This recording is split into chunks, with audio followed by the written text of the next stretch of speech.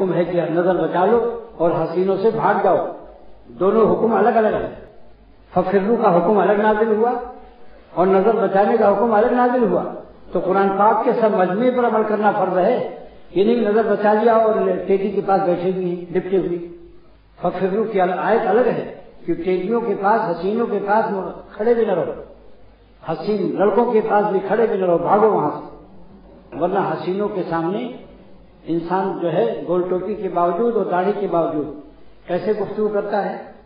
اول تو ملاقات میں یہ تبسم بشفتیہ، اس کے ہونٹوں میں تبسم آ جاتا ہے، علامت نمبر 1۔ اور بعد ذالک یحرک راسہ، جو سر بھی ہلاتا ہے، ایسے سنتا ہے، ویری گڈ ویری گڈ،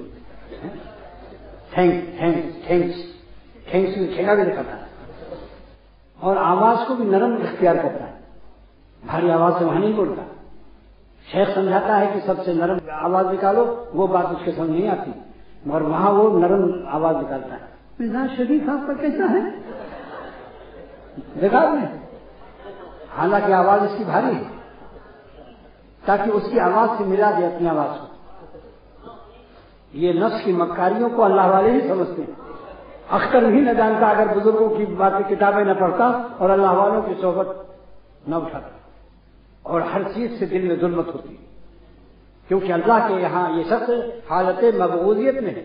آسمان والا دیکھ رہا ہے کہ یہ ایک غیر اللہ کے لیے کیا کیا ایکٹنگ اور کیا کیا ٹیکنالوجی اور کیا کیا حرکتیں ناشائستہ کر رہا ہے، اور بندہ ہمارا ہے گول ٹوپی پہن کر، مگر اس وقت اس ظالم کو خدا یاد بھی نہیں آ رہا، اس کے نمک حرام کی تخلیق کی وجہ سے۔